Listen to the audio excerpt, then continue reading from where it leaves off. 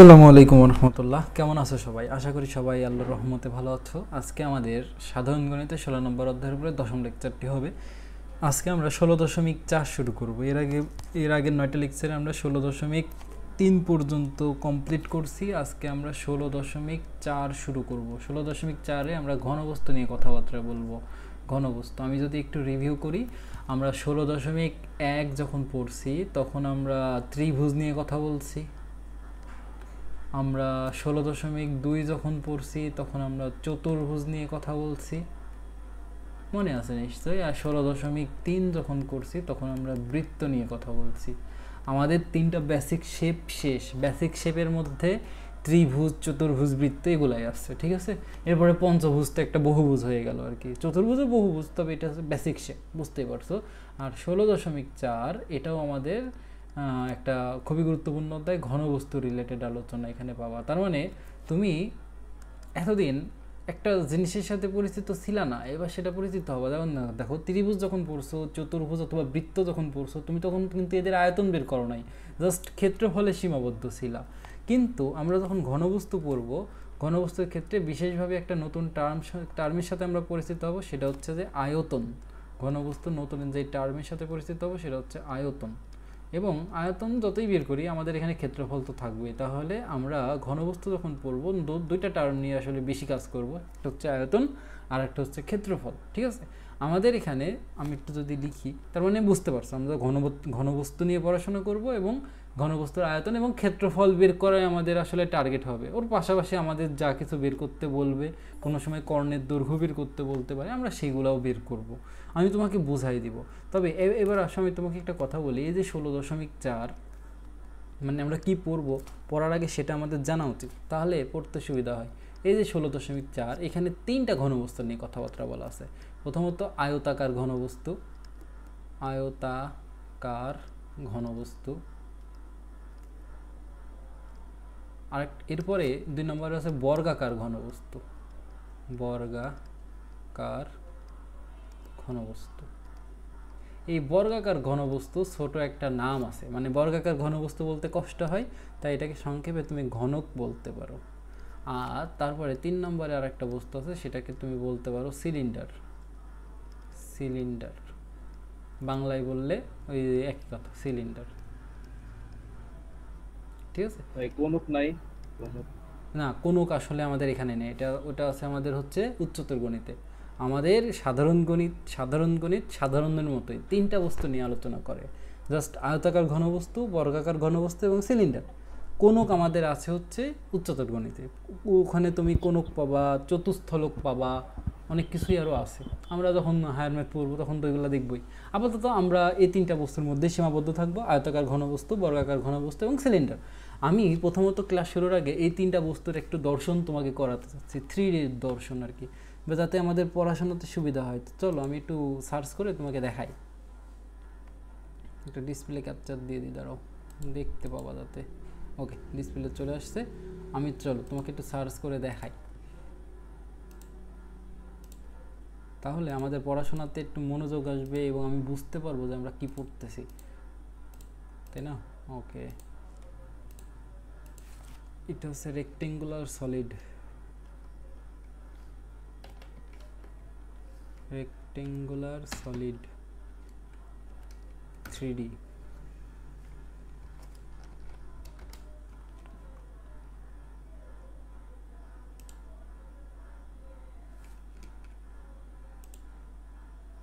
কই, এখানে তো আসে নাই, দাঁড়াও, এই তো এটা পেয়েছি। এই যে এটা হচ্ছে আমাদের রেক্টেঙ্গুলার সলিড। আমি তোমাকে একটু বুঝাই, দাঁড়াও, এটা ফুল স্ক্রিন করি, আশা করি সামনে গেছে। দেখো, এটা আমাদের হচ্ছে রেক্টেঙ্গুলার সলিড। তুমি যদি এই রেক্টেঙ্গুলার সলিডের দিকে একটু খেয়াল করো, তুমি দেখতে পাবা যে এটার মোট তল আছে 6টা। তল মানে কি, যার দৈর্ঘ্য এবং প্রস্থ আছে। যেমন দেখো এখানে মার্কিং করা আছে, এই যে এটা আমাদের 1 নম্বর তল, আমি তোমাকে দেখাই, এখানে মার্কিং করা আছে। দেখো এটা আমাদের 1 নম্বর তল, এটা আমাদের 2 নম্বর তল, এটা আমাদের 3 নম্বর তল, এটা আমাদের 4 নম্বর তল, উপরে আছে 5 নম্বর, 5টা উল্টা হয়ে গেছে দেখো, এই যে 5 নম্বর সোজা কেমন হয়, আচ্ছা নিচের দিকে আছে দেখো 6 নম্বর, এটা হচ্ছে 6 নম্বর। তার মানে তুমি যদি একটা আয়তাকার ঘনবস্তু নাও, একটা আয়তাকার ঘনবস্তু নাও, ওখানে মোট 6টা তল পাওয়া যায়, ঠিক আছে। আর আয়তাকার ঘনবস্তুর দিকে তুমি যদি খেয়াল করো, তুমি যে কোনো একটা তল মানে যে দেখো, খেয়াল করলে তুমি দেখতে পাবা এর একটা দৈর্ঘ্য আছে, এর একটা প্রস্থ আছে এবং এর একটা উচ্চতা আছে, ঠিক আছে। তার মানে এর এর এর ভেতরে কতটুকু জায়গা আছে তুমি সেটা বের করতে পারবা। আমরা আগে একটা তলের উপরে কতটুকু জায়গা আছে সেটা বের করতাম, এবার আমরা কি করব, একটা ঘনবস্তু নিয়েছি যার দৈর্ঘ্য প্রস্থ উচ্চতা আছে, অর্থাৎ এটা আমাদের 3D জগতে আসলে বিলং করে। আমরা এই বস্তুটাকে ধরতে পারি, আমরা আমাদের আশেপাশে যা কিছু দেখতে পাই সব কিছুই 3D। তো আমাদের এটা 3D জগতের একটা বস্তু, যার ভিতরে কতটুকু জায়গা আছে এটা আমরা পরিমাপ করতে পারি, এবং এর ভিতরে কতটুকু জায়গা আছে যেটা এই রাশি দ্বারা পরিমাপ করি, সেই রাশিকেই আমরা আসলে আয়তন বলে থাকি। তার মানে আমরা ওটা পরিমাপ করতে পারি, এবং যেহেতু এটা 3টা এককের গুণফল, যেমন দৈর্ঘ্য, প্রস্থ আর উচ্চতা, তার মানে কি এটা ঘন একক হবে। যদি দৈর্ঘ্য তোমার মিটারে রাখো, বাকিগুলোকেও মিটারে রাখতে হবে। এসআই একক হচ্ছে ঘন মিটার। আমি আশা করি বোঝাতে পারছি। যেমন এবার বাকিগুলো আমরা চিত্র থেকেই বুঝে নিতে পারবো। এই ছিল আমাদের আয়তাকার ঘনবস্তু। তো চলো এরপরে আমরা পড়াশোনা শুরু করি।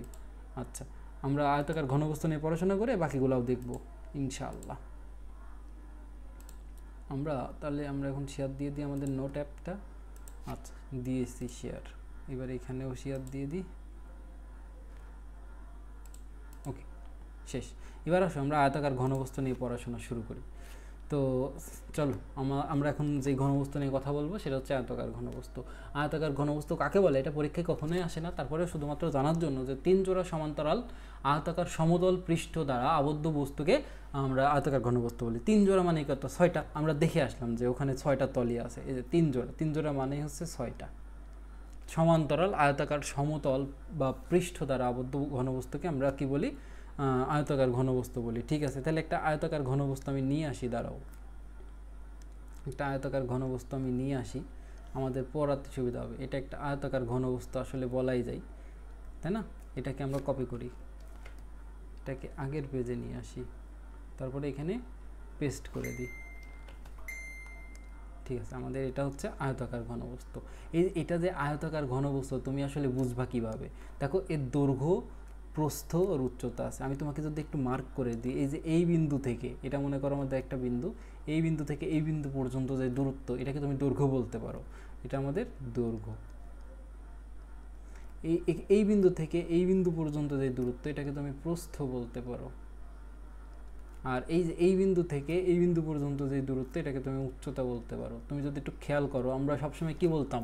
লম্ব দূরত্ব হচ্ছে উচ্চতা। তার মানে দেখো, দৈর্ঘ্যকে তুমি রেফারেন্স ধরে নাও, তাহলে দৈর্ঘ্যের সাথে প্রস্থটা কিন্তু এখানে 90 ডিগ্রি কোণেই আছে। এটা 3D জন্য তুমি বুঝতে পারতেছো না। আবার এটার সাথে এটা দেখো 90 ডিগ্রি কোণে আছে, এটার সাথে এটাও 90 ডিগ্রি কোণে আছে। তার মানে কি এখানে সবগুলাই 90 ডিগ্রি কোণে থাকার কারণে কি সবগুলাই উচ্চতা। তার মানে কি এটা হচ্ছে আমাদের একটা আয়তাকার ঘনবস্তু। সব এখানে যে 6টা পৃষ্ঠ আছে, 6টা পৃষ্ঠই কিন্তু আবার আয়তাকার। ঠিক আছে, ঠিক আছে। আমি যদি তোমাকে একটু সংক্ষেপে বলি যে এটার দৈর্ঘ্য মনে করো A, প্রস্থ মনে করো B এবং উচ্চতা মনে করো C, তাহলে এর 6টা পৃষ্ঠ আছে না? তাহলে 6টা পৃষ্ঠের আলাদা আলাদা ক্ষেত্রফল পাওয়া যায়। যেমন ধরো এর নিচের পৃষ্ঠের ক্ষেত্রফল, তাহলে কি হবে?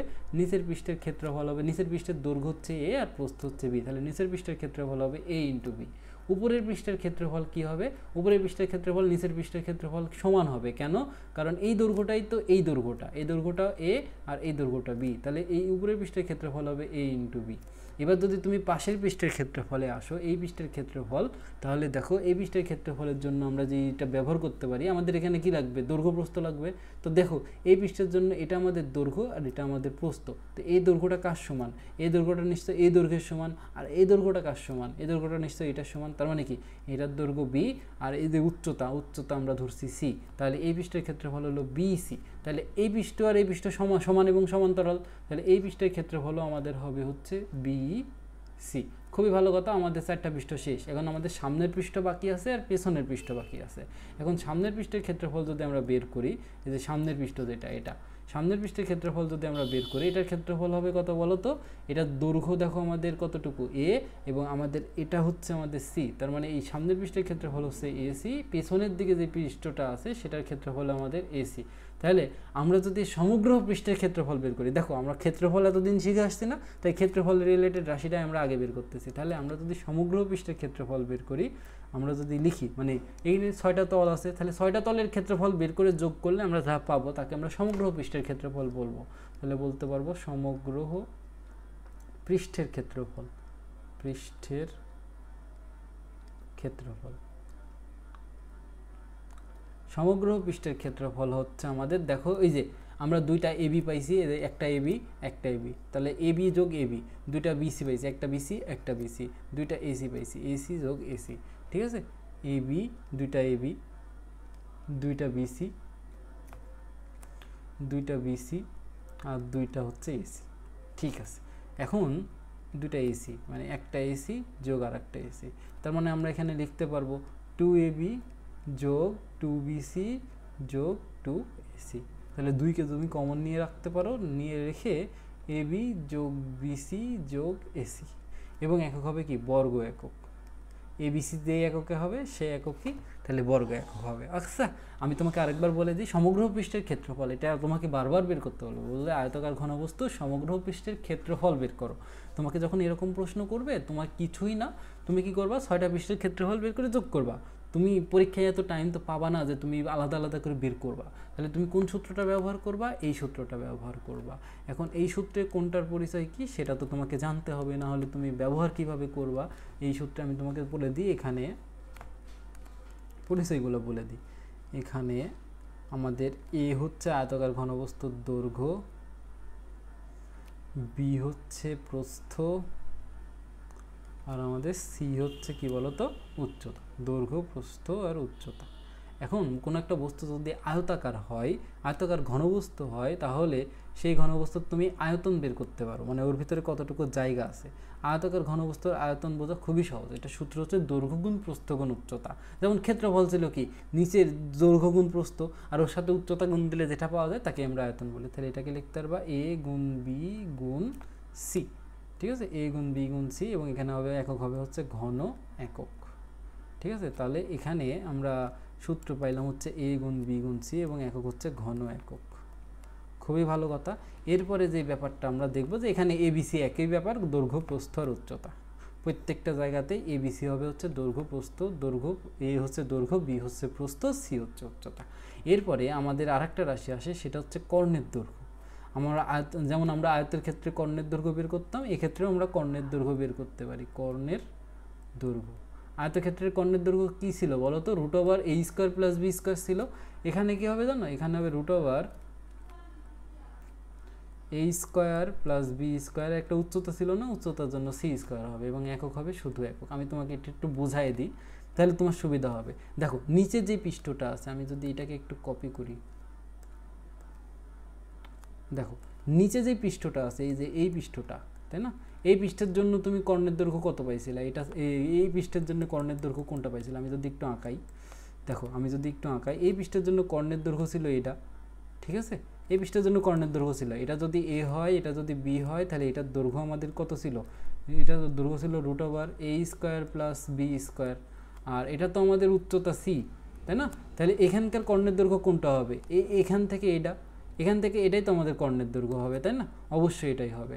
আর এটা যখন কর্ণের দৈর্ঘ্য হয়, এটা কিন্তু অবশ্যই এখানে 90 ডিগ্রি, যে এখানে যে কোণটা হয়েছে 90 ডিগ্রি। তাহলে এখানে এই যে 3Dতে যে ত্রিভুজটা পাইছো, আমি যদি নাম দিয়ে দিই ও এ বি, এই ত্রিভুজটাই কি দেখো তো, এটা অতিভুজ না, এটা আমাদের লম্ব, তাহলে এটা আমাদের লম্ব, এটা আমাদের ভূমি, এটা আমাদের সমকোণ, এটা আমাদের অতিভুজ। তাহলে অতিভুজের মান কি হবে, অতিভুজ স্কোয়ার সমান লম্ব স্কোয়ার প্লাস ভূমি স্কোয়ার। তাহলে একবারে যদি তুমি লিখো অতিভুজের মানই তো আমাদের কর্ণের দৈর্ঘ্যের মান, তাহলে অতিভুজের উপরে যে স্কোয়ার ছিল ওটা এদিকে সে রুট হয়ে যাবে, রুট হওয়ার পরে এই যে লম্ব স্কোয়ার প্লাস ভূমি স্কোয়ার, দেখো তো ভূমির মান কত, root over A square plus B square. যখন ভূমিকে স্কোয়ার করবে তাহলে রুট আর স্কোয়ার কাটাকাটি চলে যাবে, তাহলে এ স্কোয়ার প্লাস বি স্কোয়ার থাকবে, আর এখানে সিকে তুমি স্কোয়ার করে দিবা। এইভাবে আর কি আসে, আমাদের প্রমাণ জানার দরকার নাই, আমাদের সাথে সূত্রটা লাগবে। আমি আশা করি তুমি এই সূত্রটা মনে রাখতে পারবা। কীভাবে মনে রাখবা, হলো আয়তাকার ঘনবস্তুর কর্ণের দৈর্ঘ্য হবে root over A square plus B square plus C square, তিনটা সূত্রই লাগবে। আমি তোমাকে আরেকবার রিভিউ করে দিই, আয়তাকার ঘনবস্তুর সমগ্র পৃষ্ঠের ক্ষেত্রফল হচ্ছে 2 × AB plus BC plus AC, যেখানে এ হচ্ছে আমাদের দৈর্ঘ্য, বি হচ্ছে আমাদের প্রস্থ, সি হচ্ছে আমাদের উচ্চতা। আয়তন হচ্ছে এ গুণ বি গুণ সি, এখানে ওই একই কথা, এ হচ্ছে দৈর্ঘ্য, বি হচ্ছে প্রস্থ, সি হচ্ছে উচ্চতা। কর্ণের দৈর্ঘ্য হবে root over A square plus B square plus C square, যেখানে এ হচ্ছে দৈর্ঘ্য, বি হচ্ছে প্রস্থ, সি হচ্ছে উচ্চতা। সে তিনটা সূত্র কি মনে থাকবে? মনে থাকবে? আচ্ছা ঠিক আছে, আমাদের তো এটা থাক এখানে। এবার দেখো এখানে তোমার বইয়ে এই কথাগুলো লেখা আছে আর কি, যে এটা আমাদের কর্ণের দৈর্ঘ্য বের করা আছে, প্রমাণ করা আছে, তারপরে এটা আমাদের সমগ্র পৃষ্ঠের ক্ষেত্রফল, এটা আমাদের আয়তন, এগুলো বের করা আছে, ঠিক আছে। এরপরে আমাদের একটা উদাহরণ আছে, আসো আমরা উদাহরণটা করে ফেলি। আমাদের একটা আয়তাকার ঘনবস্তু লাগবে, তো আমরা এই বস্তুটাকে কপি করে নিতে পারি, ঠিক আছে, আমাদের জন্য সুবিধা হবে। কপি করে নিই কন্ট্রোল সি দিয়ে, তারপরে আমরা এখানে চলে আসি, কন্ট্রোল ভি দিয়ে পেস্ট করে কালারটা চেঞ্জ করে নিই, দাঁড়াও। ওকে, এটা আমাদের আয়তাকার ঘনবস্তু এখানে থাকুক, আমরা এটা নিয়ে কাজ টাজ করতে পারবো, ঠিক আছে। তাহলে আমরা প্রথমত সলিউশন লিখে নিই, তারপরে আমাদের কি বলতেছে দেখো, একটি আয়তাকার ঘনবস্তুর দৈর্ঘ্য, প্রস্থ, উচ্চতা যথাক্রমে 25 সেন্টিমিটার, 20 সেন্টিমিটার এবং 15 সেন্টিমিটার।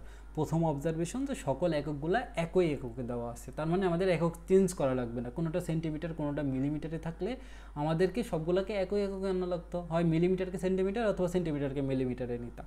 মানে আমাদের একটাই কথা যে সবগুলো একক যেন সেম এককে থাকে। এবার আমাকে প্রশ্ন বলতেছে তলের ক্ষেত্রফল, সমগ্র তলের ক্ষেত্রফল, আয়তন এবং কর্ণের দৈর্ঘ্য বের করো, মানে তিনটাই বের করতে হবে। তার মানে এখানে তোমার যা যা দেওয়া আছে সেটা হচ্ছে যে এই যে আমাদের দৈর্ঘ্যকে আমরা এ বলতেছিলাম, এর মান দেওয়া আছে হচ্ছে 25 সেন্টিমিটার। আমাদের এখানে যে প্রস্থ বি বলতেছিলাম, বি এর মান দেওয়া আছে আমাদের 20 সেন্টিমিটার। আমাদের যে উচ্চতা এটা সি বলতেছিলাম, সি এর মান দেওয়া আছে হচ্ছে 15 সেন্টিমিটার।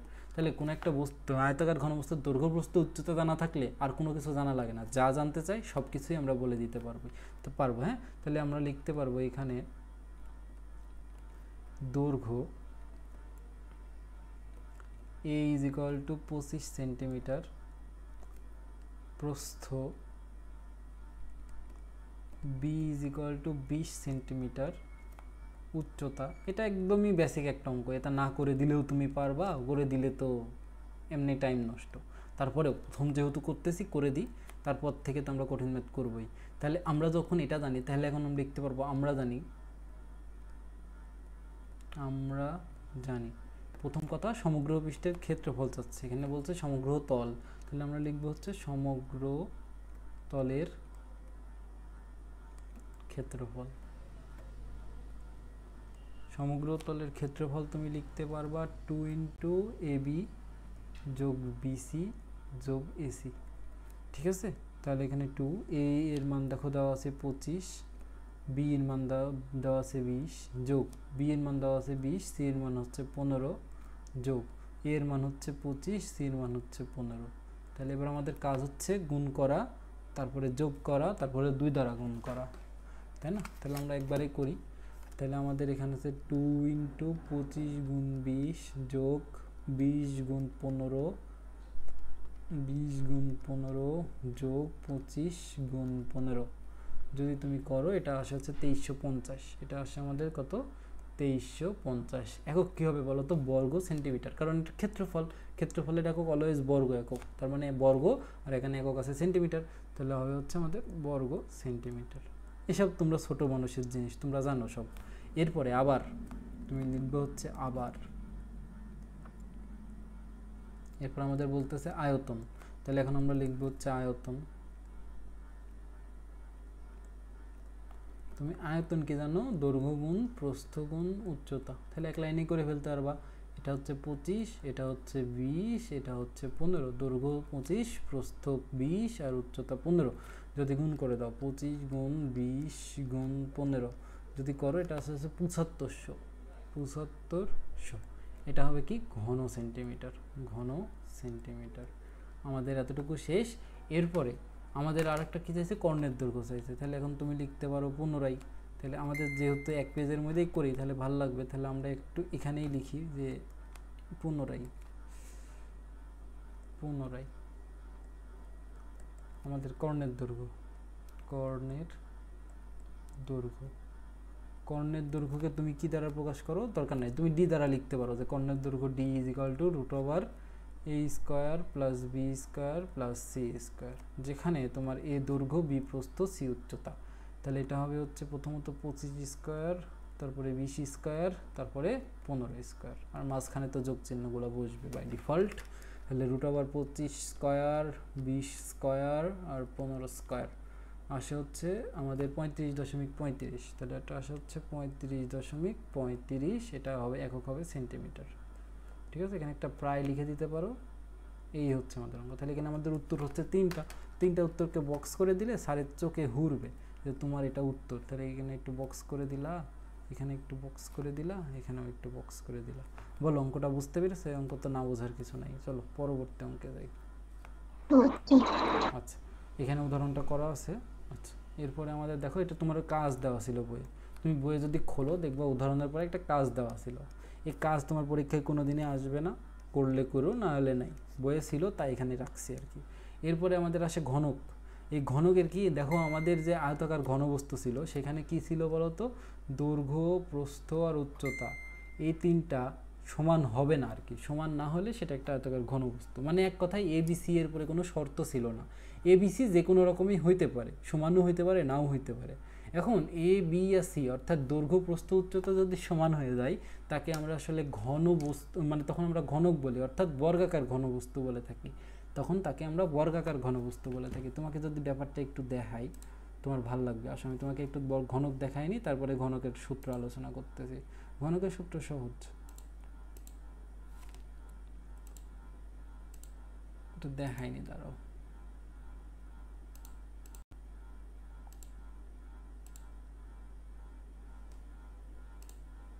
কিউব,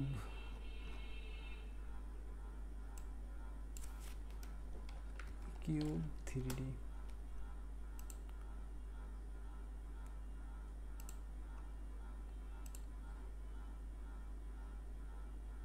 বলো দেখতে পাচ্ছ কিউবটা? দেখতে পাচ্ছ কি?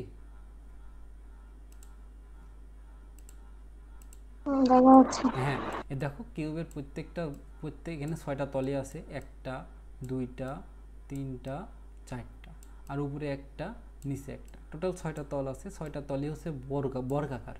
যেহেতু 6টা তলই বর্গাকার তাই এটাকে আমরা একটা কি বলি বলো তো, বর্গাকার ঘনবস্তু বলি, যেটাকে ছোট করে বলা হয় হচ্ছে কিউব।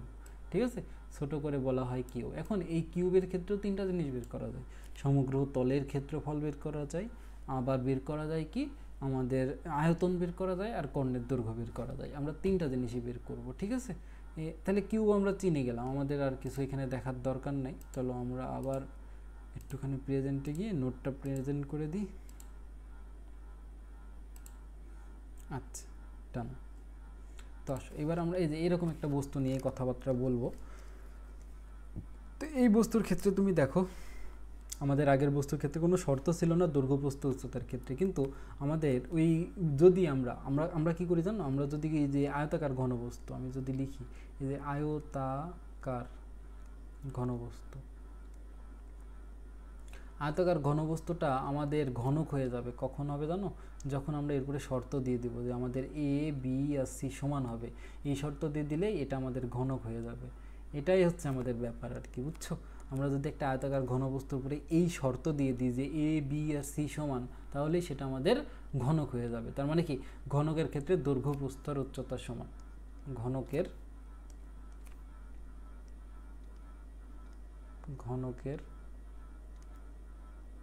দৈর্ঘ্য, প্রস্থ, উচ্চতা সমান। দৈর্ঘ্য, প্রস্থ ও উচ্চতা সমান। ওকে, আমাদের এটা শেষ। এবার আমরা কি করব, 3টা সূত্র দেখব। সমগ্র পৃষ্ঠের ক্ষেত্রফল, আয়তন আর আমাদের কর্ণের দৈর্ঘ্য। তাহলে আমরা প্রথমত দেখে ফেলি সমগ্র পৃষ্ঠের ক্ষেত্রফল। সমগ্র পৃষ্ঠের, আমার সাথে সাথে একটু লিখো, হ্যাঁ, পৃষ্ঠের ক্ষেত্রফল। এই অধ্যায়টা পরীক্ষায় কিন্তু আসে, দেখবা গ নম্বরে এই অধ্যায় থেকে একটা প্রশ্ন চলে আসছে। ঠিক আছে, তো কইরে রাখো, দেখো অনেক লাভ হবে। ঠিক আছে, সমগ্র পৃষ্ঠের ক্ষেত্রফল মানে কি, 6টা তলের ক্ষেত্রফলের যোগফল। দেখো দৈর্ঘ্য, প্রস্থ, উচ্চতা যেহেতু সমান, তাহলে তুমি কি করতে পারো, এই 3টা আলাদা আলাদা চলক রাখার কি দরকার ভাই? 3টা আলাদা আলাদা চলক না রেখে তুমি একটা দ্বারা প্রকাশ করো, এ যা বিউ তাই সিউ তাই। তাহলে তুমি দৈর্ঘ্যকেও এ ধরো, প্রস্থকেও এ ধরো, আর উচ্চতাকেও এ ধরো। ধরলা, তাহলে সমগ্র পৃষ্ঠের ক্ষেত্রফল কি হবে? তুমি আমাদের ঘনকের সূত্র কি পাইছিলা বলো, মানে আমাদের আয়তাকার ঘনবস্তুর জন্য কর্ণের সমগ্র পৃষ্ঠের ক্ষেত্রফলের সূত্র ছিল হচ্ছে এবি 2 × AB + BC + AC। এই জায়গাটায় সবগুলাই সমান, তাহলে এখান থেকে তুমি লিখতে পারবা 2 × A × A প্লাস বি এর মানও এ, সি এর মানও এ × A প্লাস এর মান তো এই, সি এর মানও এ, মানে সবগুলোই সমান। তাহলে 2 এখানে পাইলা হচ্ছে 3A², যেমন এ আর এ গুণ করলে A², A², A², তাহলে 3টা স্কোয়ার যোগ করলে 3A², তার মানে এখানে পাওয়া যাবে 6A²। আমি তোমাকে এখান থেকেও মিলাই দিই, দেখো একটা তলের ক্ষেত্রফল হচ্ছে A², প্রত্যেকটা তলই সেম, এখানে তল আছে 6টা, তাহলে 6A², তাহলে সমগ্র পৃষ্ঠের ক্ষেত্রফল তুমি লিখতে পারবা 6A² বর্গ একক। মিলে গেছে। এরপরে আমাদের আসে হচ্ছে আয়তন। আয়তন কী হবে? দৈর্ঘ্য গুণ প্রস্থ গুণ উচ্চতা, তাহলে এখান থেকে আমরা আয়তন লিখে ফেলতে পারবো। আয়তন কিছুই না, ওই যে দৈর্ঘ্য গুণ প্রস্থ গুণ উচ্চতা, তার মানে কি এ গুণ এ, তার মানে কত? 3টা এ গুণ করলে আমাদের আসে হচ্ছে A3। একক হবে কি বলতো? একক হবে আমাদের হচ্ছে ঘন একক। আমাদের ওই যে আয়তাকার ঘনবস্তুর জন্য আয়তন ছিল দৈর্ঘ্য গুণ প্রস্থ গুণ উচ্চতা, এখানে তো 3টাই সমান, সেজন্য এটা আর কি। এরপরে সূত্র আমাদের আসে হচ্ছে কর্ণের দৈর্ঘ্য। আমাদের দেখো আয়তাকার ঘনবস্তুর জন্য কর্ণের দৈর্ঘ্য ছিল হচ্ছে √A² + B² + C²। এই সূত্রটাই অ্যাপ্লাই হবে, কারণ দুটো বস্তু তো সেমই, খালি একটা শর্ত দিয়েছো যে A B C সমান হলে সেটা ঘনক হয়ে যাবে। তাহলে এই শর্তেই তুমি যখন সব কিছুর মান A বসাই দেবা, তার মানে কি A² যোগ A² যোগ A², তার মানে এটা কি হবে? এটা হবে হচ্ছে আমাদের √3A², তার মানে এটাকে যদি ভেঙে দাও √3 × A হয়ে যাবে, তাহলে কর্ণের দৈর্ঘ্য হয় হচ্ছে √3 × A, এবং এটার একক হবে শুধু একক।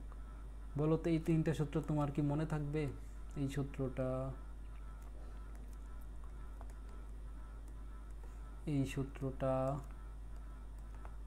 আর এই সূত্রটা মনে থাকবে? মনে থাকবে? আচ্ছা, সহজ। হ্যাঁ, এই সূত্রগুলো কঠিন কিছু না, তোমার বইয়ে দেখো এটা লেখাই আছে। এটা 1 নম্বর, ওই যে ওই শর্তে যদি জাস্ট এই মান বসাই দিলা, কারণ সবগুলো বাহুর দৈর্ঘ্যই সমান, সেই জন্যই তো এটা ঘনক। 3টা মান বসাই দিলে এটা A³ পাওয়া যায়, 6A² পাওয়া যায়, √3 × A পাওয়া যায়। আমি তোমাকে দেখাইলাম। আচ্ছা, এরপরে একটা উদাহরণ আছে, আসলে উদাহরণটা করি। ঘনকের সম্পূর্ণ পৃষ্ঠের ক্ষেত্রফল দেওয়া আছে হচ্ছে 96 বর্গমিটার, তাহলে ওর কর্ণের দৈর্ঘ্য বের করতে হবে। তাহলে আমরা আগে একটা ঘনক নিয়ে আসি। হ্যাঁ, আমাদের এই যে এখান থেকে একটা ঘনক আমরা নিয়ে আসি।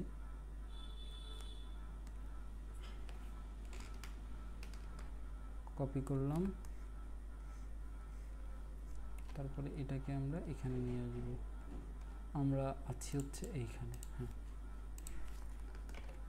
দেখো এটা আমাদের হচ্ছে একটা ঘনক। এখন আমরা কি করব? এখানে সলিউশন লিখে নিই। ঘনকের সম্পূর্ণ পৃষ্ঠের ক্ষেত্রফল, মানে এখানে যে 6টা পৃষ্ঠ আছে সেই 6টা পৃষ্ঠের ক্ষেত্রফল। তুমি মনে করি ঘনকের এক বাহুর দৈর্ঘ্য, তুমি আগে মনে করে নাও, নাহলে কেমনে লিখবা? মনে করি ঘনকের এক বাহুর দৈর্ঘ্য, ঘনকের এক, বাংলায় লিখো, এক বাহুর দৈর্ঘ্য। ঘনকের এক বাহুর দৈর্ঘ্যকে তুমি এ ধরে নাও। এখন একক কি দেবা? এখানে মিটার আছে না, তাহলে এখানে মিটার দিয়ে দাও।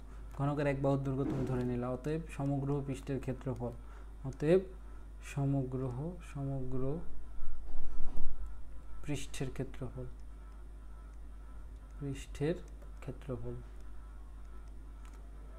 সেটা হবে হচ্ছে 6A² বর্গ মিটার।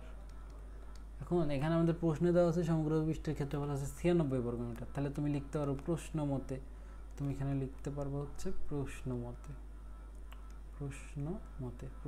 হচ্ছে 6A² = 96। আচ্ছা, এরপরে আমরা কি করব? এরপরে আমরা যেটা করব, এখান থেকে A এর মান বের করে ফেলতে পারবো। কিভাবে এর মান বের করব? প্রথমে 6 দিকে গুণ অবস্থায় আছে, দিকে ভাগ করে দেব, তাহলে A² সমান হচ্ছে 96/6। তাহলে 96কে 6 দ্বারা ভাগ করো, 96/6, এটা আসে হচ্ছে 16। তার মানে এখানে পাইলা হচ্ছে 16। তাহলে তুমি দেখো A² সমান তুমি পাইলা হচ্ছে 16, তাহলে A সমান কত পাবা? এই স্কোয়ারটার দিকে গেলে +-16, কিন্তু এখানে তো মাইনাস মান গ্রহণযোগ্য না, শুধুমাত্র প্লাস মানটা নিবা। তাহলে √16কে করলে এখানে শুধুমাত্র 4 আসে, 4 মিটার। তাহলে তুমি কি, তোমার কি দরকার ছিল? তোমার দরকার ছিল হচ্ছে কর্ণের দৈর্ঘ্যের জন্য তো বাহুর দৈর্ঘ্য বের করাই লাগতো, সেই বাহুর দৈর্ঘ্য বের করলাম। এবার আমরা কি করব, অতএব কর্ণের দৈর্ঘ্য, এবার আমরা কর্ণের দৈর্ঘ্যটা বের করব, অতএব কর্ণের দৈর্ঘ্য। কর্ণের দৈর্ঘ্যকে তুমি ডি দ্বারা প্রকাশ করতে পারো এবং সেই ডির মান হবে কত, √a² যোগ a স্কোয়ার যোগ a স্কোয়ার। বুঝতেই পারছো। তোমার যদি মনে না থাকে এই লাইনটা লিখবা, তারপরে লিখলা √3a², তারপরে লিখে নিলা √3 × a, তাহলে এখানে √3 × a এর মান হচ্ছে 4, তাহলে এখানে পাইলা কত, 4√3 মিটার। এই তো অঙ্ক। বলো তো বুঝতে পেরেছো কিনা, বুঝতে পেরেছো রুনি? সহজ আছে অঙ্কগুলো, বুঝছো?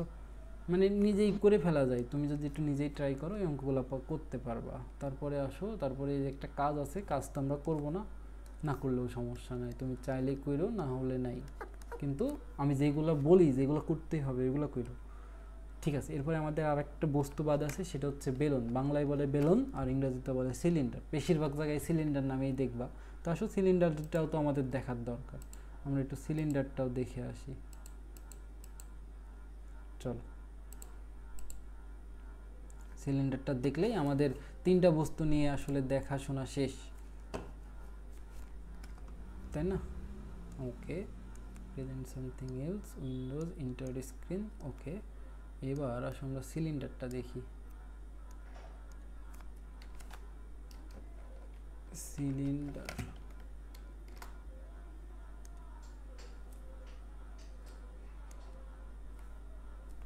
দেখো এটা হচ্ছে আমাদের সিলিন্ডার। তোমার মনে হয় দেখতে কষ্ট হচ্ছে, আমি দাঁড়াও তোমাকে একটু কালারটা চেঞ্জ করে দিই। দেখো এবার তুমি সিলিন্ডারটা আশা করি দেখতে পাচ্ছ। তুমি এখানে সিলিন্ডারটা খেয়াল করো, সিলিন্ডারের বৈশিষ্ট্য হচ্ছে এর উপরের পৃষ্ঠ গোলাকার, নিচের পৃষ্ঠ গোলাকার। গোলাকার মানে কথায় বৃত্তাকার আর কি, এর উপরের পৃষ্ঠ বৃত্তাকার, নিচের পৃষ্ঠ বৃত্তাকার, আর আশেপাশে একটা যেটাকে বলা হয় আমাদের বক্রাকার পৃষ্ঠ আছে। আমি তাহলে বৈশিষ্ট্যটা বলি, এর উপরের পৃষ্ঠ যে বৃত্তাকার, মানে উপরের পৃষ্ঠের যে ক্ষেত্রফল, নিচের পৃষ্ঠের ক্ষেত্রফল সেম, এবং এর একটা উচ্চতা আছে, এবং এই দুইটা বৃত্তকে তুমি আবদ্ধ করার জন্য একটা পৃষ্ঠ ব্যবহার করছো, করে এটাকে আবদ্ধ করে ফেলছো, এই আর কি। এটাই হচ্ছে আমাদের সিলিন্ডার। এবং এর আমরা তিনটা জিনিস না দুইটা জিনিস বের করি, তিনটা জিনিসই বের করি। এর হচ্ছে আমাদের যেই ভূমি বলি বা ভূমির ক্ষেত্রফল বের করি, ভূমি হচ্ছে আমাদের বৃত্তাকার অর্থাৎ বৃত্তের ক্ষেত্রফল বের করি, সমগ্র পৃষ্ঠের ক্ষেত্রফল বের করি, আবার এই বক্রপৃষ্ঠের ক্ষেত্রফলও বের করতে বলে। মানে এখানে তোমাকে টোটাল ক্ষেত্রফলের ক্ষেত্রে তিনটা জিনিস বের করতে বলে, একটা হচ্ছে ভূমির ক্ষেত্রফল, একটা হচ্ছে বক্রাকার পৃষ্ঠের ক্ষেত্রফল, যেটা বক্রপৃষ্ঠ আছে সেই পৃষ্ঠের ক্ষেত্রফল, এবং সমগ্র পৃষ্ঠের ক্ষেত্রফল। আমি তোমাকে তিনটাই বের করে দেখাবো, এবং এর যে আয়তন সেটাও আমাকে বের করতে বলে। তাহলে টোটাল জিনিস চারটা, ক্ষেত্রফলের মধ্যে তিনটা আর আয়তন একটা, টোটাল হচ্ছে চারটা জিনিস বের করতে বলে, ঠিক আছে? একটা হচ্ছে ভূমির ক্ষেত্রফল বের করতে বলে, ভূমি হচ্ছে বৃত্তাকার, তাহলে ওখানে যে বৃত্তের ক্ষেত্রফল πr² সেটা হবে। আমাদের বক্রপৃষ্ঠের ক্ষেত্রফল বের করতে বলে, ঠিক আছে? আর আমাদের একটা সমগ্র পৃষ্ঠের ক্ষেত্রফল বের করতে বলে, আর আয়তন বের করতে বলে। আমি তোমাকে এখন এগুলাই দেখাই দেবো, তাহলেই মনে করো আমাদের তিনটা বস্তু নিয়ে কথাবার্তা শেষ। আসো আমি তোমাকে দেখাই দিই, ঠিক আছে, ডান। এবার আসো আমি তোমাকে দেখাই, এটা হচ্ছে আমাদের সিলিন্ডার, ঠিক আছে? এটা হচ্ছে আমাদের সিলিন্ডার। এখন আমরা এই সিলিন্ডার নিয়ে একটু পড়াশোনা করি। তো দেখো এই সিলিন্ডারের মধ্যে, অর্থাৎ বাংলায় যাকে বলে বেলুন, আমরা সিলিন্ডারে দেখতে পাচ্ছি নিচের পৃষ্ঠ বৃত্তাকার, উপরের পৃষ্ঠ বৃত্তাকার। এই বৃত্তের তো একটা ব্যাসার্ধ আছে, তাই না? এই বৃত্তের যে ব্যাসার্ধ সেটা মনে করো আর, এই বৃত্তের যে ব্যাসার্ধ সেটা যদি আমাদের আর হয়, এই বৃত্তের যে ব্যাসার্ধ সেটা ধরো যদি আমাদের আর হয়, তাহলে এই বৃত্তের যে ক্ষেত্রফল আছে, এই বৃত্তের যে ক্ষেত্রফল, তাহলে সেই ক্ষেত্রফল আমাদের πr², কারণ আমরা শিখে আসছি 16.3 বৃত্তের ক্ষেত্রফল πr²। এই উপরের বৃত্ত এটার ব্যাসার্ধও সেম, নিচের বৃত্ত উপরের বৃত্ত সেম, তাহলে ব্যাসার্ধও সেম, এবং এটার যে ব্যাসার্ধ যদি আর হয়, তাহলে এই উপরের বৃত্তের ক্ষেত্রফল আমাদের কত, πr²। হ্যাঁ, আমরা বুঝে গেছি। এবার আমাদের যদি এই বক্রপৃষ্ঠের ক্ষেত্রফল বের করতে হয়, দেখো তো বক্রপৃষ্ঠের ক্ষেত্রফলকে তুমি যদি খোলো, মনে করো তুমি একটা পেপারকে জড়াইলা, পেপারকে জড়ানোর পরে ওটা একটা সিলিন্ডার হয়ে যায়, তাহলে পেপারকে শার্ট করলে ওটা একটা আয়তক্ষেত্র হয় না? তেমনি তো আমি তোমাকে যদি একটু ভিডিওতে দেখাইতে পারতাম ভালো হতো। তুমি ইমাজিন করো, তুমি মনে করো হাতে একটা পেপার নিলা, পেপারকে তুমি রোল করলা, রোল করে তুমি ওটাকে ওই সিলিন্ডার টাইপের বানাই ফেললা। আবার ওই পেপারকে তুমি যদি এই ভাঁজটা খোলো তাহলে ওটা আবার কি হয়, একটা আয়তক্ষেত্র হয় না? তার মানে কি, এই বক্রপৃষ্ঠটাকে তুমি যদি শার্ট করো তাহলে সেটা একটা আয়তক্ষেত্র হবে। তখন সেই আয়তক্ষেত্রের ক্ষেত্রফল কী হবে? দৈর্ঘ্য গুণ প্রস্থ। তো আয়তক্ষেত্রের দৈর্ঘ্যটুক কত হবে? দেখো তো, এই আয়তক্ষেত্রের দৈর্ঘ্য হবে এই বৃত্তের পরিধির সমান। আয়তক্ষেত্রের দৈর্ঘ্য হবে এই বৃত্তের পরিধির সমান, এবং এই বৃত্তের পরিধি হচ্ছে 2πr। তাহলে আমরা এটার জন্য লিখতে পারবো 2πr, এটা আমাদের দৈর্ঘ্য। আর প্রস্থ হবে এটার উচ্চতার সমান, এটার উচ্চতা যদি h হয় তাহলে এখানে হবে h। তার মানে এই বক্রপৃষ্ঠের যে ক্ষেত্রফল সেটা হচ্ছে 2πr ইন্টু h। আমাদের ভূমির যে ক্ষেত্রফল সেটা হচ্ছে পায়ার স্কোয়ার। আর টোটাল ক্ষেত্রফল হবে এই তিনটার যোগফল। আমি তোমাকে আলাদা করে লিখে দিই, ঠিক আছে? আমি তোমাকে লিখে দিই। প্রথমত হচ্ছে আমরা ক্ষেত্রফল দেখতেছি, আমরা দেখতেছি ভূমির ক্ষেত্রফল। ভূমির ক্ষেত্রফল সেটা হচ্ছে আমাদের হচ্ছে পাই আর স্কোয়ার বর্গ একক, বর্গ একক। এরপরে আমাদের আসে হচ্ছে বক্রপৃষ্ঠের বা বক্রতলের ক্ষেত্রফল, বক্রতলের ক্ষেত্রফল, বক্রতলের ক্ষেত্রফল সেটা হচ্ছে আমাদের কত? ওই যে দৈর্ঘ্য গুণ প্রস্থ, দৈর্ঘ্য হচ্ছে 2πr, যেটা হচ্ছে আমাদের বৃত্তের পরিধির সমান। তাহলে 2πr, আর উচ্চতা হচ্ছে মানে প্রস্থ হচ্ছে আমাদের উচ্চতার সমান, তার মানে h, এটার একক হবে এত বর্গ একক। এরপরে আমাদের যদি বলি সমগ্র পৃষ্ঠের ক্ষেত্রফল, সমগ্র পৃষ্ঠের ক্ষেত্রফল, পৃষ্ঠের ক্ষেত্রফল, সমগ্র পৃষ্ঠের ক্ষেত্রফল মানে টোটাল যতগুলো পৃষ্ঠ আছে তাদের ক্ষেত্রফলের যোগফল। উপরে একটা বৃত্ত, নিচে একটা বৃত্ত, আর এই যে আমাদের বক্রপৃষ্ঠ, তার মানে কত? পাই আর স্কোয়ার যোগ পাই আর স্কোয়ার যোগ 2πr ইন্টু h। তাহলে তুমি কি কমন নিতে পারো? পাই আর কমন নিতে পারো। তাহলে তুমি পাই আর কমন যদি নিয়ে নাও, পায়ার কমন নেওয়ার আগে আরেকটা কাজ করো, যে পায়ার স্কোয়ার আর পায়ার স্কোয়ার যোগ করলে হয় হচ্ছে 2πr স্কোয়ার, আর এখানে হচ্ছে 2πr ইন্টু h। তাহলে 2πr তুমি কমন নিতে পারছো। এবার তুমি যদি 2πr কমন নিয়ে নাও তাহলে এখানে থাকে হচ্ছে r প্লাস h। তুমি বইয়ে দেখবে এই লাইনটাই লেখা আছে আর কি, এবং এটার একক হবে হচ্ছে বর্গ একক। খুবই ভালো কথা। এটা আমাদের ক্ষেত্রফল রিলেটেড কথাবার্তা গেল। এবার আমরা কি করব? এবার আমরা একটু উচ্চতা নিয়ে কথা, মানে আমাদের আয়তন নিয়ে কথা বলবো আর কি। আসো আয়তন নিয়ে কথা বলি। এরপরে রাশি হচ্ছে আমাদের আয়তন। এই যে আমাদের যে বেলুন বা যেটাকে আমরা সিলিন্ডার বলতেছি, এটার আয়তন কী হবে? আয়তনের কিন্তু সূত্র একটা, দৈর্ঘ্য প্রস্থ আর উচ্চতা যেখানে থাকবে আর কি। তাহলে দেখো এর নিচের পৃষ্ঠের যে ক্ষেত্রফল সেটা হচ্ছে আমাদের পায়ার স্কোয়ার। এই পায়ার স্কোয়ারের সাথে যদি আমরা এইচ গুণ দিই তাহলে কি হইলো? তাহলে পায়ার স্কোয়ার ইন্টু এইচ হয়ে গেল, মানে কি ক্ষেত্রফল ইন্টু উচ্চতা। দৈর্ঘ্য গুণ প্রস্থকেই তো তুমি ক্ষেত্রফল বলো, আর ক্ষেত্রফলের সাথে উচ্চতা গুণ করলেই তো তুমি আয়তন পাও। তাহলে ক্ষেত্রফল পায়ার স্কোয়ার, এর সাথে যদি এইচ গুণ দাও তাহলে এটা তো আমাদের আয়তন হয়ে যায়। তাহলে এর আয়তন তোকে তুমি লিখতে পারবা হচ্ছে পাই আর স্কোয়ার ইন্টু এইচ। এক কথায় এটা আমাদের ছিল ক্ষেত্রফল, আর এটা আমাদের উচ্চতা। ঠিক আছে, এটাই আমাদের ক্ষেত্রফল, এবং এটার একক হচ্ছে ঘন একক, ঘন একক। আমি যদি তোমাকে লিখে দিই যে আমাদের এখানে, তাহলে দেখো বেলুনের নিয়ে কথাবার্তা বলতে গেলে দুইটা চলকের প্রয়োজন। এক হচ্ছে বৃত্তের যে ব্যাসার্ধ সেটা, মানে ভূমির ব্যাসার্ধ, আর আমাদের আরেকটা উচ্চতা দরকার। তার মানে আমরা এখানে লিখে দিতে পারি, এখানে আমাদের আর হচ্ছে ভূমির ব্যাসার্ধ, ভূমির ব্যাসার্ধ, তার মানে অবশ্যই ভূমিটা বৃত্তাকার, নাহলে ব্যাসার্ধ কই পেলাম? ভূমির ব্যাসার্ধ, আর এইচ হচ্ছে আমাদের উচ্চতা, এইচ হচ্ছে আমাদের উচ্চতা। এই হচ্ছে আমাদের পরিচয় আর কি, এটা আমাদের পরিচয়, আর এটা আমাদের হচ্ছে আয়তনের জন্য সূত্র। আমাদের আশা করি মনে থাকবে, এটা আমাদের মনে রাখা কঠিন কিছু না। তাহলে এই ছিল আমাদের বেলুন নিয়ে কথাবার্তা। আমি রিভিউ করে দিই, 3টা ক্ষেত্রফলের সূত্র, একটা আয়তনের সূত্র, কাজ শেষ। ঠিক আছে, এরপরে এই জিনিসগুলো এখানে তোমার লেখা আছে ছোট করে, যে ভূমির ক্ষেত্রফল, বক্রপৃষ্ঠের ক্ষেত্রফল, সম্পূর্ণ তলের ক্ষেত্রফল এবং আয়তন। এই জিনিসগুলো এখানে লেখা আছে, যা লিখে দিয়েছি তাই, যে ভূমির ক্ষেত্রফল ইন্টু উচ্চতা। ওকে, আচ্ছা আমাদের গেলে এরপর একটা উদাহরণ বইয়ে আছে, আসো উদাহরণটা দেখাই দিই। ঠিক আছে, এখানে বলতেছে একটি সমবৃত্ত ভূমি, বেলনের উচ্চতা 10 সেন্টিমিটার এবং ভূমির ব্যাসার্ধ যদি 7 সেন্টিমিটার হয় তাহলে আয়তন এবং নীলাভ, মানে তাহলে আমরা এখন কি দরকার? আমাদের একটি বস্তু দরকার, মানে বেলুন ঘনবস্তু, বেলুন আকৃতির ঘনবস্তু দরকার। তাহলে সেটা আমরা এখান থেকে নিয়ে আসতে পারি। এই যে আমাদের এটা হচ্ছে সেটা, একটু দেখতে সুন্দর লাগার মতো করে নিয়ে আসি, কন্ট্রোল সি, তারপর এটাকে আমরা ওখানে পেস্ট করে দিতে পারি।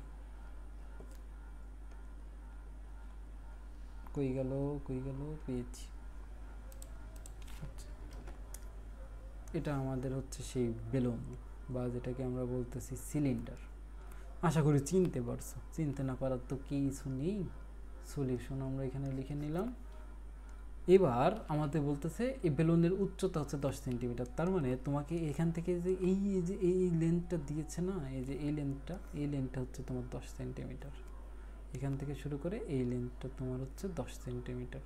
তুমি এখানে লিখে দিলা 10 সেন্টিমিটার এবং এটা আমাদের এইচের মান আর কি, এটা আমাদের এইচের মান। খুবই ভালো কথা। এরপরে আমাদের বলতেছে যে ভূমির ব্যাসার্ধ। তার মানে তুমি যদি এখান থেকে শুরু করে, মানে এক কথায় ভূমির কেন্দ্র থেকে শুরু করে পরিধি পর্যন্ত যাও, ভূমির কেন্দ্র থেকে শুরু করে পরিধি পর্যন্ত যাও, তাহলে যে লেন্থটা তুমি পাবা এটা তোমার দেওয়া আছে। আর সেই আর এর মান কত দেওয়া আছে, সেই আর এর মান দেওয়া আছে দেখো হচ্ছে 7 সেন্টিমিটার। তার মানে এতটুকু হচ্ছে আমাদের 7 সেন্টিমিটার। তার মানে আমাদের দুইটা যে জিনিস দরকার সে দুইটা জিনিস দেওয়া আছে। এখন আমাদের কাছে যা চাইবে আমরা দিতে পারবো। তাহলে আমরা আগে লিখে নিই আমাদের এখানে কী কী দেওয়া আছে। যে এখানে আমাদের ভূমির ব্যাসার্ধ, ভূমির ব্যাসার্ধ আর সমান হচ্ছে 7 সেন্টিমিটার দেওয়া আছে এবং উচ্চতা হচ্ছে আমাদের 10 সেন্টিমিটার দেওয়া আছে। এটাকে আমরা এইচ দ্বারা প্রকাশ করি, লিখে নিই, তাহলে পরে আর লেখা লাগবে না। এটা হচ্ছে 10 সেন্টিমিটার। তাহলে আমাদের বলতেছে আয়তন কত। তার মানে এখন আমরা লিখে বলতে পারবো অতএব আয়তন,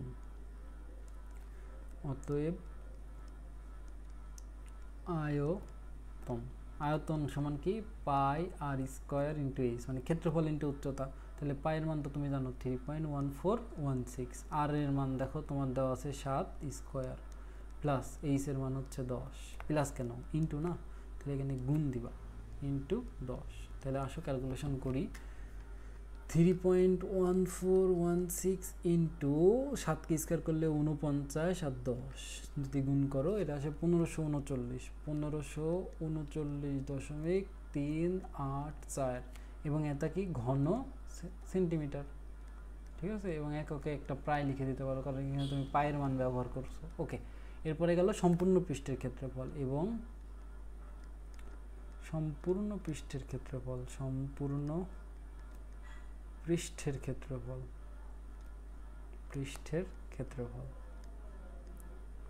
সম্পূর্ণ পৃষ্ঠের ক্ষেত্রফল আমরা বের করছি। সেটা কত, আমরা একবারে সূত্রটাই ব্যবহার করব, সেটা হচ্ছে 2 পাই আর ইন্টু আর প্লাস এইচ।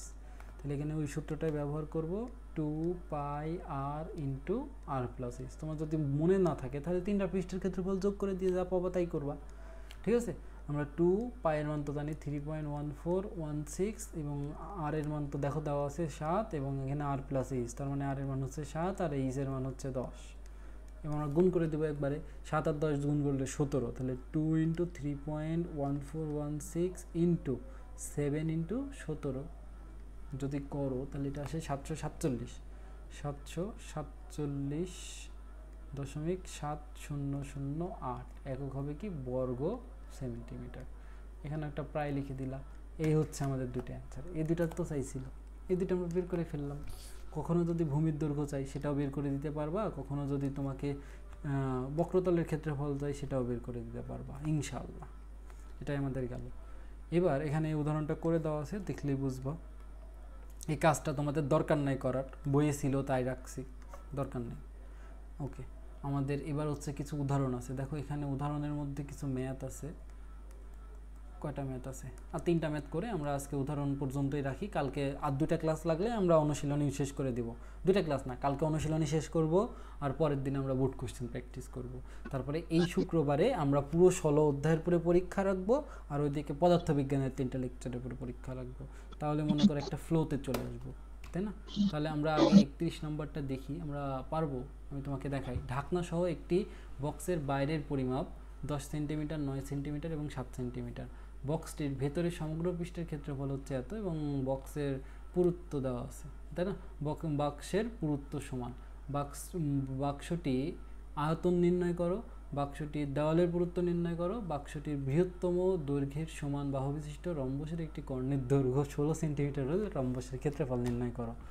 বলো তো অঙ্কটা কঠিন লাগতেছে নাকি সহজ লাগতেছে? পারবা কি? পারবো ভাই।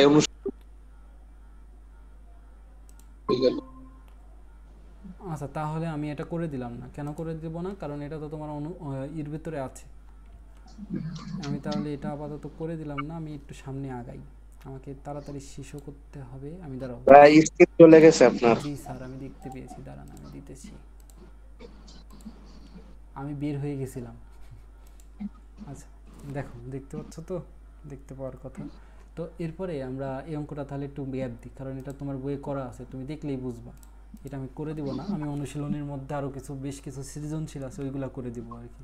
ওখানে টাইম দিলে এটা এমনি বুঝে যাবে। এটা আমি এইচডব্লিউ দিয়ে রাখলাম, করিও। এরপরে কোন একটি ঘনকের পৃষ্ঠতলের কর্ণের দৈর্ঘ্য দেখো দেওয়া আছে। এটা ঘনকের পৃষ্ঠতলের কর্ণের দৈর্ঘ্য, প্রশ্ন কিন্তু বুঝো। এটা হচ্ছে ঘনকের পৃষ্ঠতলের কর্ণের দৈর্ঘ্য। আমি তোমাকে যদি দেখাই, এই যে এই ঘনকটার দিকে খেয়াল করে, এটা তো শুধু ঘনক আসলো রে বাবা, আমার তো এটা দরকার না। আচ্ছা দাঁড়াও, আমি একটা কপি করে আনি, আমি তোমাকে প্রশ্নটা বুঝাই দিই জাস্ট।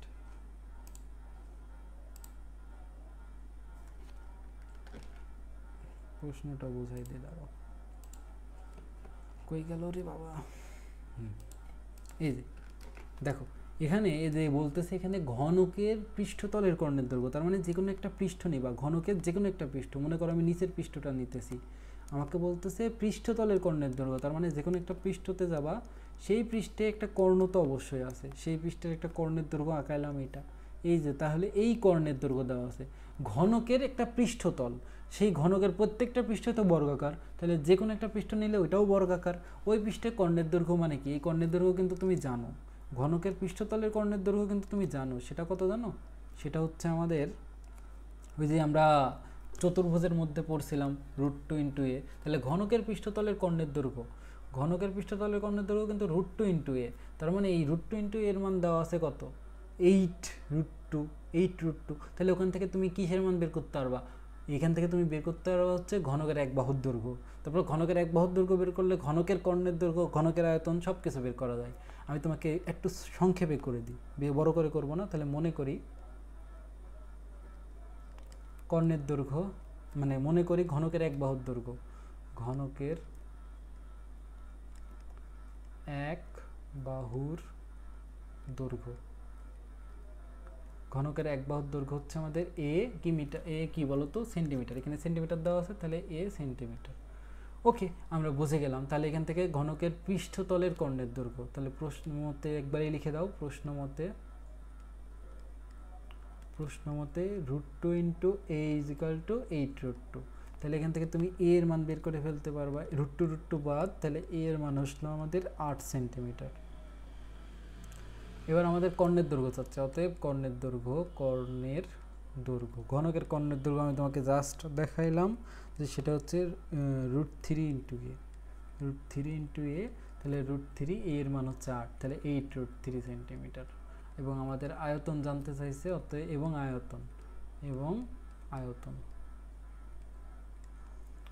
আয়তন হচ্ছে দৈর্ঘ্য গুণ প্রস্থ গুণ উচ্চতা, ঘনকের জন্য সবগুলাই সমান, তার মানে কত? 8 × 8 × 8, তাহলে 3টা 8 গুণ করো, মানে 64 × 8, 64 × 8 আসে হচ্ছে 512। তাহলে এটা হচ্ছে আমাদের 512 বর্গ ঘন সেন্টিমিটার, যেহেতু আয়তন তাহলে ঘন সেন্টিমিটার। পারবা, এ ধরনের ছোটো ছোটো ম্যাথগুলো পারা যায়। ঠিক আছে, এরপরে আমাদের আসতেছে, আমাদের আর একটা ম্যাথই আছে, আমরা এটা একটু করে দিই, করে আমাদের আজকে ক্লাসটা শেষ করে দিব, বেশি বড় করব না। আমি আজকে সারাদিন বাড়ি ছিলাম না, সারাদিন খাই নাই। আচ্ছা দেখো, এরপরে বলতেছে কোনো আয়তক্ষেত্রের দৈর্ঘ্য 12 সেন্টিমিটার, প্রস্থ 5 সেন্টিমিটার, একে বৃহত্তর বাহুর চতুর্দিকে ঘোরালে যে ঘনবস্তু উৎপন্ন হয় তার পৃষ্ঠতলের ক্ষেত্রফল এবং আয়তন নির্ণয় করো। এখানে প্রশ্নটা তুমি বোঝার চেষ্টা করো, একটি আয়তাকার ঘনবস্তুর দৈর্ঘ্য দেওয়া আছে, প্রস্থ দেওয়া আছে, একে বৃহত্তর বাহুর চতুর্দিকে তুমি ঘোরাবা, বৃহত্তর বাহুর চতুর্দিকে ঘোরালে কি উৎপন্ন হয় বলো তো? একে বৃহত্তর বাহুর চতুর্দিকে ঘোরালে যা উৎপন্ন হয় তা একটি সিলিন্ডার না? তুমি ব্যাপারটা ফিল করো, আমি তোমাকে সামনাসামনি দেখাতে পারলে ভালো হইতো। ধরো আমি তোমাকে একটু বুঝাই, মনে করো এটা আমাদের সেই আয়তক্ষেত্র, এটা আমাদের সেই আয়তক্ষেত্র, এই আয়তক্ষেত্রকে, এটা আমাদের বৃহত্তর বাহু, এটা আমাদের ক্ষুদ্রতর বাহু, বৃহত্তর, আর এটা আমাদের ক্ষুদ্রতর। এখন এই বৃহত্তর বাহুকে অক্ষ ধরে আমি যদি এটাকে ঘোরাই, এটাকে যদি ঘোরাই, তাহলে এই যে এটা আমাদের ব্যাসার্ধ হয়ে যাবে, মানে এই ক্ষুদ্রতর যে বাহুটা এটা আমাদের ব্যাসার্ধ হয়ে যাবে। এবং এই ব্যাসার্ধ নিয়ে যেটা যদি তুমি এটাকে ঘোরাও, এটা একটা সিলিন্ডার হবে না, এটা আমাদের ব্যাসার্ধ হবে এবং এর আশেপাশে একটা সিলিন্ডার তৈরি হবে। মানে ব্যাপারটা এইরকম। আমি তোমাকে একটা সিলিন্ডার এনে দেখাই, দাঁড়াও। সিলিন্ডারটা কপি করি, কন্ট্রোল সি। দেখো, মানে এরকম একটা ব্যাপার হবে। মানে এই যে বৃহত্তর বাহু, এটাকে কেন্দ্র করে তুমি যদি ঘোরাও, মানে ব্যাপারটা এইরকম হবে আর কি, এক কথায়। মানে এই যে ঘোরাইলে এটা এইভাবে ঘুরবে। মানে এখানে চিত্রতেও দেখো একটা আছে, এই যে এটা আর কি, এই যে এটার দিকে খেয়াল করো। এই যে একটা বৃহত্তর বাহুকে কেন্দ্র করে তুমি যদি বৃহত্তর বাহুকে অক্ষ ধরে এটাকে তুমি যদি ঘোরাও, ঘোরাতে ঘোরাতে উপরের দিকে একটা বৃত্তাকার পৃষ্ঠ পাবা, নিচের দিকে একটা বৃত্তাকার পৃষ্ঠ পাবা। আর বৃত্তাকার পৃষ্ঠকে বেষ্টন করে যদি দাও, তাহলে সেটাই তো সিলিন্ডার আর কি, বেলুন। তাহলে এখানেও সেম জিনিসই হচ্ছে। তাহলে এটা তো আমার আর আলাদা করে দেখানোর দরকার নেই, এটাকে আমি কেটে দিতে পারি। এরপরে আমরা অঙ্কটা করে দিই। তাহলে আমাদের কি, এই যে দৈর্ঘ্যটা আমাদের হয়ে যাবে তখন উচ্চতা, আর প্রস্থটা তখন হয়ে যাবে আমাদের ব্যাসার্ধ। তারপরে বাদ বাকি যা আছে সবই তুমি পারবা। তাহলে এখানে আয়তাকার ঘনবস্তুর দৈর্ঘ্য, আয়তাকার ক্ষেত্রের দৈর্ঘ্য, আয়তাকার ক্ষেত্রের দৈর্ঘ্য দেওয়া আছে হচ্ছে 12 সেমি, আর প্রস্থ দেওয়া আছে হচ্ছে 5 সেমি। যখন তারপরে লিখতে হবে একে বৃহত্তম বাহু চতুর্দিকে ঘোরালে, লিখতে হবে একে বৃহত্তম বা বৃহত্তর আছে, তাহলে বৃহত্তর বাহুর চতুর্দিকে ঘোরালে, তমের ব্যাপার সবার বুঝো তো, চতুর্দিকে ঘোরালে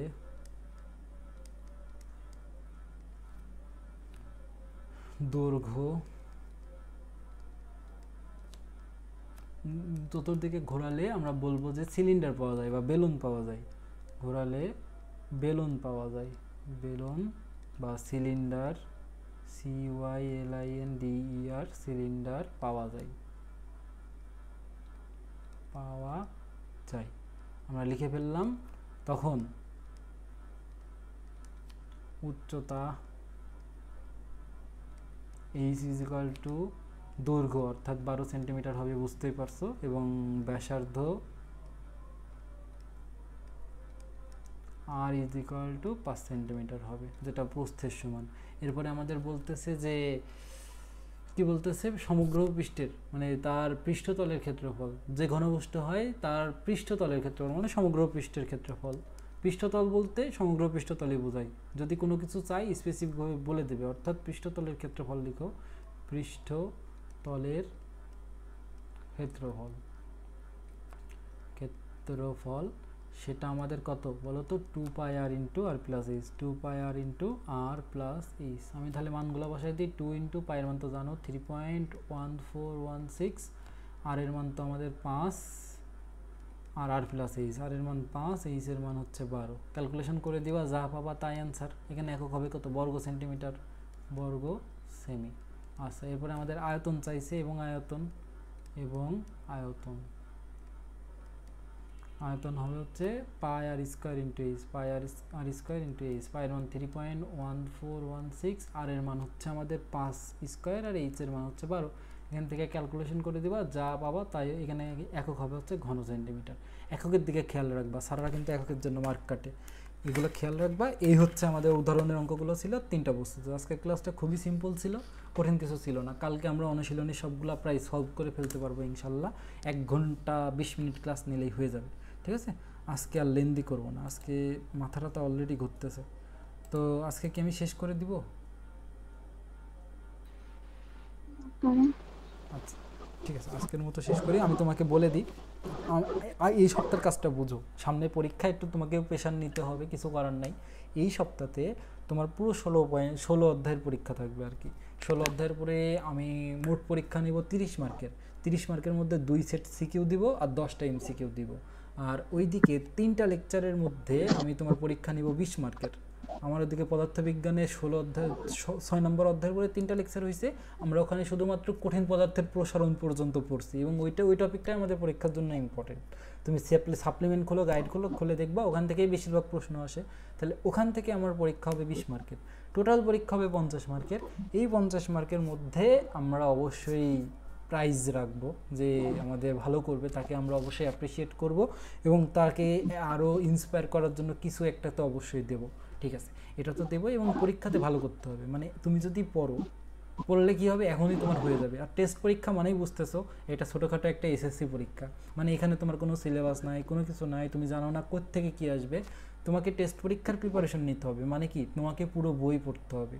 মানে কি তুমি এখনই একটা পুরো বইয়ের একটা হালকা রিভাইজ করে নিতেছো, মানে তোমার ওয়ার্ম আপ হইতেছে, এটা ওয়ার্ম আপ হইতেছে। এরপরে তুমি মেইন খেলায় নামবা, মানে ওয়ার্ম আপের পরেই তো প্র্যাকটিসে নামে, আর প্র্যাকটিসের পরেই তো ফাইনাল ম্যাচ। ঠিক আছে, তুমি টেস্ট পরীক্ষাকে ওয়ার্ম আপ হিসাবে নাও, হেলাফেলাই কাটাবা না, যতটুকু টাইম পাবা, যতটুকু পড়তে পারবা ততটুকুই পড়বা। টেস্ট পরীক্ষায় হেলাফেলা করলে সামনে কিন্তু তুমি আসলে বুঝবা না যে তোমার গ্যাপ কোথায়। দেখো মাঝে মাঝে এরকম হয়, আমি যদি নাই বুঝি যে আমার গ্যাপ কোথায়, তাহলে আমি গ্যাপ পূরণ করবো কী করে? তার মানে কি, গ্যাপ পূরণ করতে হলে আমাকে আগে বুঝতে হবে আমার আসলে ঘাটতিটা কোথায় কোথায় আছে, এবং সেটা বোঝার জন্য আমাকে আসলে শোনো, সমুদ্রে না নামলে আসলে বোঝা যায় না সমুদ্রের গভীরতা কেমন। তাহলে তুমি যদি পড়া শুরু না করো তাহলে অবশ্যই বুঝতে পারবা না। আমি জানি তোমরা অনেক পড়ুয়া, অনেক পড়ো, তারপরেও কি আমি তোমাদের একটু বুস্ট আপ করার চেষ্টা করতেছি, একটুখানি ধাক্কা দিয়ে দেওয়ার চেষ্টা করতেছি। মাঝে মাঝে কি হয়, আমি পারি, মানে আমার ভিতরে সেই পোটেনশিয়ালটা আছে, কিন্তু কেউ আমাকে আসলে ওই পোটেনশিয়ালটাকে কাইনেটিকে পরিণত করার জন্য যতটুকু আমাদের স্টার্টিং ফোর্স দরকার সেটুকু আমাকে দিচ্ছে না। ওই কারণে আমি শুরু করতে পারছি না। শুরু করবা, আল্লাহর রহমতে একাই তুমি দেখবা যে পথ পাড়ি দিয়ে দিয়েছো। তোমাদের জন্য সামনে অসংখ্য সুযোগ আছে, তোমরা যাই হতে যাও, তোমাকে এসএসসির রেজাল্ট ভালো রাখতেই হবে। এসএসসির রেজাল্ট ভালো থাকলে সামনে তুমি যেই স্বপ্নই দেখো সেই স্বপ্নই পূরণ করা সম্ভব। আমি তোমাকে বলি, এসএসসির থেকে 25 মার্ক তোমার মেডিকেলে যোগ হয়, মানে এসএসসিতে তুমি যদি 5 পাও তাহলে ওইদিকে 25 মার্ক তোমার এনসিআর হয়ে গেল। মানে কি, তোমার এসএসসি পরীক্ষাটা ইম্পর্টেন্ট। তুমি যদি এসএসসিতে A+ না পাও, তুমি বুয়েটের ফর্মই তুলতে পারবা না, তুমি সিকের ওয়েটে পরীক্ষায় দিতে পারবা না। তাহলে কি এটা হইল? তাহলে এসএসসিতে ভালো করতেই হবে, এসএসসিতে ভালো করা মাস্ট। অনেকে বলে এসএসসিতে ভালো করলে শুধুমাত্র এটা কলেজে ভর্তি হতে কাজে লাগে, না রে ভাই।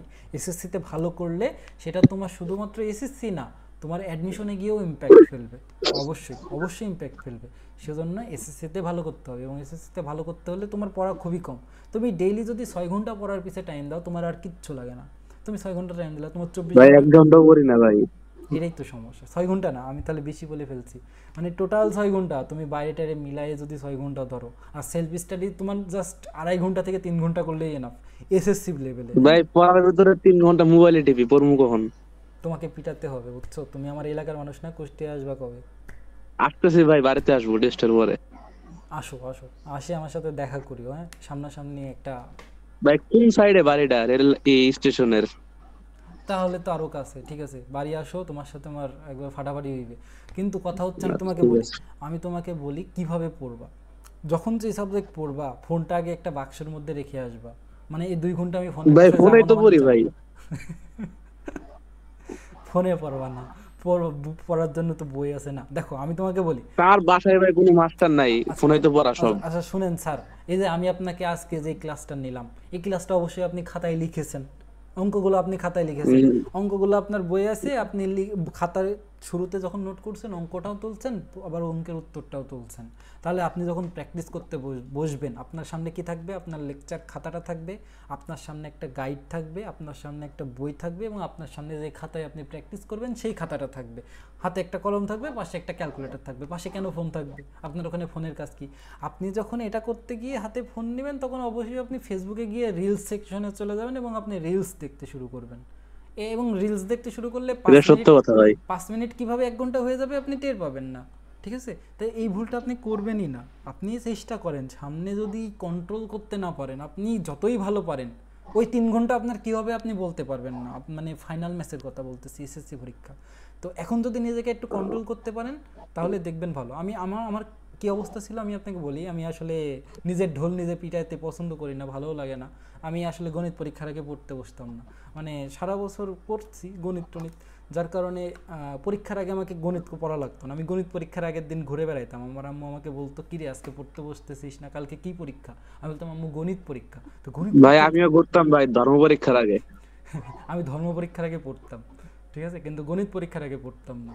তো এইভাবে আর কি তোমাকে মানে কনফিডেন্স থাকতে হবে, শুধু কনফিডেন্ট থাকলেই হবে না, সে অনুযায়ী কাজও করতে হবে। তুমি যদি কাজ করো আল্লাহ তাআলা তোমাকে অবশ্যই সেটার প্রতিদান দিবে, কিন্তু কাজ করতে হবে। এবং তুমি যা স্বপ্ন দেখতেছো সেটা বাস্তবায়ন করতে গেলে তোমাকে এসএসসিতে ভালো করতে হবে। এসএসসিতে ভালো করা মানে কি, তোমার ইচ অ্যান্ড এভরি সাবজেক্ট তোমাকে ভালো করতে হবে। কোনোটাই এ প্লাস ছুটে গেলেও এ প্লাস সম্ভব, কিন্তু সেটা আসলে আসলে শান্তি দেয় না, মানসিক স্যাটিসফ্যাকশনটা আসে না।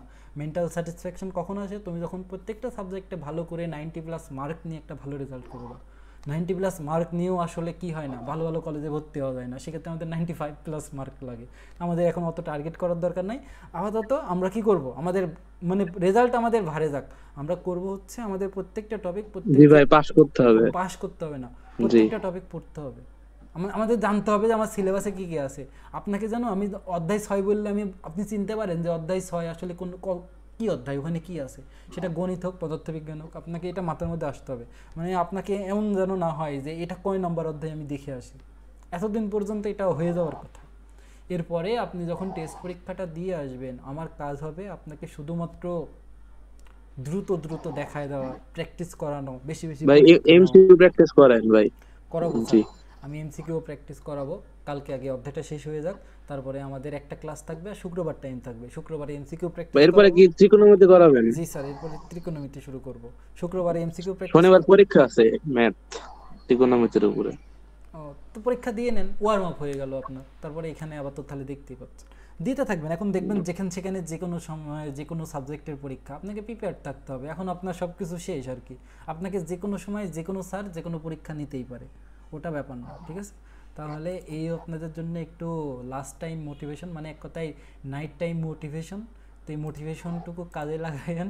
আর লাভ নাই ভাই, ঘুমাই যাবে এখনই, বুঝা হ্যাঁ, যাবো। মোটিভেশনের পরে ঘুম আসলে খুবই ভালো হয়, চেষ্টা করেন, দেখেন ঘুম এবার সেই হবে। মানে আপনি যখন মনে করেন আপনি মোটিভেট হইলেন, এরপরে মনে হবে না থাক আজকে আর পড়বো না, কালকে সকাল থেকে একদম কালকে পড়বো, থেকে। কালকে থেকে হ্যাঁ পড়বো, আজকে ঘুমায় নি। আর ঘুম থেকে উঠতে উঠতে রাত মানে সকাল 10টা, এটা যেন না হয়। চেষ্টা করবেন ফজরে উঠে ফজরের নামাজটা পড়ে একটু হাঁটাহাঁটি করে খাওয়া দাওয়া করে পড়তে বসান, দেখবেন পড়াটা খুবই ফ্রেশ হয়। হ্যাঁ, চেষ্টা করবেন, আমিও করছি, আপনারাও করবেন, ঠিক আছে। ভালো থাকেন, ইনশাআল্লাহ। ভালো থাকেন, কালকে আবার দেখা হবে। আসসালামু আলাইকুম।